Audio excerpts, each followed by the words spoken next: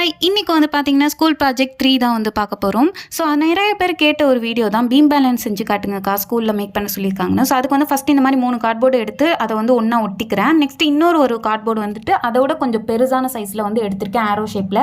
அதையும் வந்து 2 கார்ட்போர்டு சேர்த்து ஒட்டிக்கிட்டேன். கார்ட்போர்டு கனமாக இருக்கணுங்கிறதுக்காக தான் 2-3 ஜாயின் பண்ணியிருக்கேன். நெக்ஸ்ட் இதை வந்து கிராஸாக வச்சுட்டு ஹோல்ஸ் போட்டுக்கிட்டேன். இப்போ ஹோல்ஸ் போட்டதுக்கப்புறம் அந்த ஹோல்ஸ் வழியாக நட்டையும் போல்டையும் இந்த மாதிரி ஃபிட் பண்ணிக்கணும். அந்த கார்ட்போர்டு ஏத்தல் இறக்கலமாக இருக்கும். நெக்ஸ்ட் வந்து ஒரு பேப்பர் பிளேட் எடுத்துருக்கேன். இதுக்கு பதிலாக பேப்பர் கப் இல்லை ஏதோ ஒரு பவுல் மாதிரி கூட எடுத்துக்கோங்க.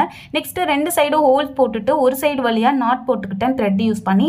இன்னொரு சைடு வழியாக நாட் போடுறதுக்கு முன்னாடி இந்த கார்ட்போர்டோட சைடில் ஹோல்ஸ் போட்டுட்டு அந்த சைடு வழியாக அந்த த்ரெட்டை ஃபிட் பண்ணி நம்ம நாட் போட்டுக்கணும். நெக்ஸ்ட் கீழே வந்துட்டு பார்த்தீங்கன்னா ஐஸ்டிக் ஃபிட் பண்ணிவிட்டு அதை வந்து ஒரு பிளாஸ்டிக் கப்பில் வந்து ஃபிட் பண்ணிட்டேன், ஐஸ்கிரீம் கப்பில்.